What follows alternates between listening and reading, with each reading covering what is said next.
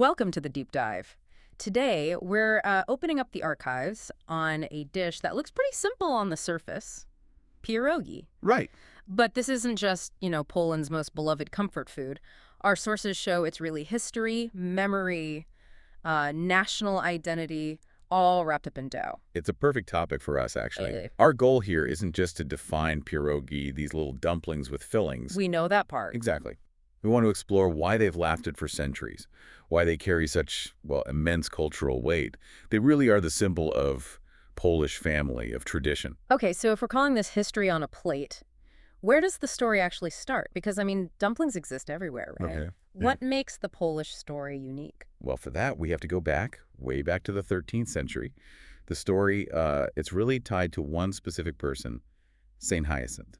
Jacek. That's him, a Polish priest, a missionary. The famous food legend. So we're talking cultural borrowing here, aren't we? Like Yeah. things moving across borders. Precisely.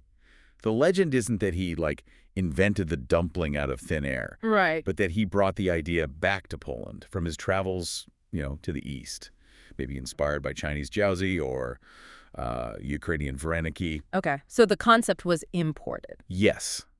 But the key thing, the real moment of Polish culinary genius, is the adaptation. That's interesting. Does the fact it was adapted, not, born entirely on Polish soil, does that weaken its claim as a national dish? I don't think so. Or is the adaptation the real story?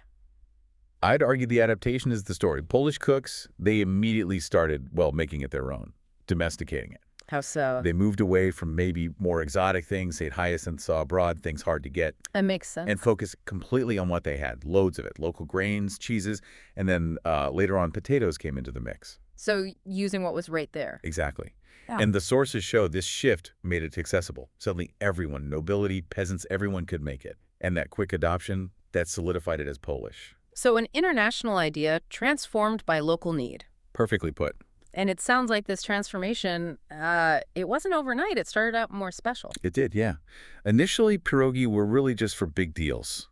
Weddings, major religious holidays, harvest feasts, celebrations. Right. But what we see in records from around the 17th century, it suggests that over those hundreds of years, pierogi completely shifted. To become. A true, everyday national comfort food. That journey from fancy feast food to common comfort food, that's the sign it really took root in the culture. That deep rooting, that brings us to the cultural side. When we look at its footprint, how does a simple dumpling become such a profound symbol of home and heritage? Well, in Poland, pierogi are, they're more than just a meal, they're an activity, a process. An activity. Yeah, the ingredients are simple, sure, but making them is often communal. The actual folding and sealing, it's called lupini. Yeah. That process is this critical moment where knowledge gets passed down. Grandmothers teaching granddaughters, neighbors gathering. It's this shared work, this labor of love that creates a real physical connection to the past. So it's the act of making them together that really anchors it in family memory. Absolutely. And the sources really emphasize this. There's no single fixed pierogi recipe. Right. Everyone says theirs is the best. Exactly. Every region, honestly, every family has its own definite version, passed down through that communal lipini. And that variation, it ties right back to local history, what was available locally. That diversity must make ordering them a bit confusing if you're new to it. Can you, map out the fillings for us? What's the most iconic kind, and what else is out there? Okay, yeah. The most famous one, the one you probably see most often outside Poland, is pierogi ruski, Mrusky. Okay. which translates, interestingly, as Ruthenian pierogi, from the old region of Red Ruthenia. These are stuffed with mashed potatoes and farmer's cheese. Wow. Tworog cheese. Ah, the classic savory ones. Yeah. Creamy, savory, just pure comfort food. And even the name, Rusky, points back to a region, right? Emphasizing that local identity again. Precisely. But then you get huge differences reflecting what people had. You'll find meat fillings, pork usually, or the classic Christmas Eve ones with jili pierogi, which are traditionally meatless, sauerkraut and wild mushrooms, Yeah. kapusta igsbibi, Oh, I've heard of those. and then you flip completely to sweet fillings, which is all about the season. Summer means cherries, blueberries, maybe strawberries, mixed with a bit of sugar, maybe cinnamon, often served as dessert. Wow. It's pretty amazing how one simple shape, that dough pocket, can hold such a huge range of history and flavor. It really is. We mentioned how long this dish has been around. What solid historical proof do we have, evidence that anchors it across the centuries? The proof is actually really compelling. We can track it through written records. For instance, we've got evidence from as early as the 14th century. 14th. Yeah. Wow. Yeah, monastic records. They mentioned pierogi being served during religious feasts. So it proves it was already an established special occasion food back then. Okay, that's early. Then, jump forward a bit, the Compendium Ferculorum from 1682, that's huge. A cookbook. One of the earliest, most important Polish cookbooks. And it describes different pierogi types, so you see it moving into more formalized cooking. Right. Documented recipes. And then finally, 19th century ethnographic research, studies of folk culture. They confirm it was everywhere by then. Truly a staple across all social classes in the modern era. So centuries of documentation. When you've got like 400 years plus of written evidence, you know you're dealing with a genuine national symbol. It's definitely a symbol they treasure. I mean, they give it its own day, right? They do. Yeah. Poland celebrates Pierogi Day every year on October 8th. October 8th. Yeah. It's a very public way of saying, this matters. This story inside this little dumpling, it's valued. Okay, let's switch gears a bit. From the history to the practical side. For you listening, if you're inspired to try making these at home, let's talk technique. Right. What makes a really great pierogi? What separates the okay ones from the professional finish? It always comes back to the dough. A great pierogi needs dough that's soft, elastic, but never ever tough. Soft and elastic. Got it. The basic stuff is simple. Flour, water, maybe an egg, salt. But how you handle it is critical. Lots of beginners, they overlook just how vital that dough texture is for the end result. Okay, dough is king. And once you've got the filling sealed inside, the cooking seems simple. Boil, maybe fry, but I bet there's more to it. It's usually a two-stage process, and yeah, it's easy to rush it. First, you boil them. That cooks the dough through. Right. But the really critical second step, the one many home cooks skip, is that light pan frying afterwards, usually in butter. Ah, the golden finish. Exactly. It gives the pierogi that lovely color, but also textural contrast, a little crispness. Without that second stage, honestly, it's just boiled pasta with filling. Yeah. It's fine, but not great. Okay. Now, the sources mention specific chef secrets, little tips, high-impact details. Let's pull out the really crucial ones, the things that'll make a real difference if you're cooking this weekend. Okay, let's do it. Start with the absolute foundation, the flour. Flour, just any flour. No, you absolutely have to use a medium gluten flour, like an all-purpose flour. If you use high gluten bread flour. Too strong. Way too strong. The pierogi will end up chewy, tough after boiling. Yeah. Medium gluten keeps the dough beautifully elastic for stretching and folding, but it stays delicate when you eat it. I never would have thought of that. Flour choice dictates texture. Okay.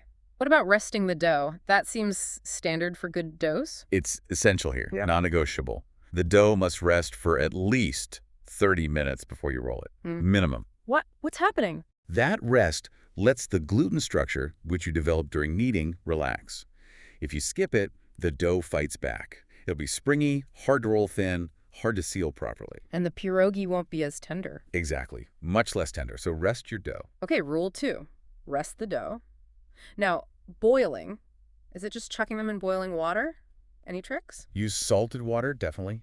And simmering, not a crazy rolling boil. Simmering, not boiling. Why? A rolling boil can actually tear the delicate dough, especially at the seals. Simmering is gentler.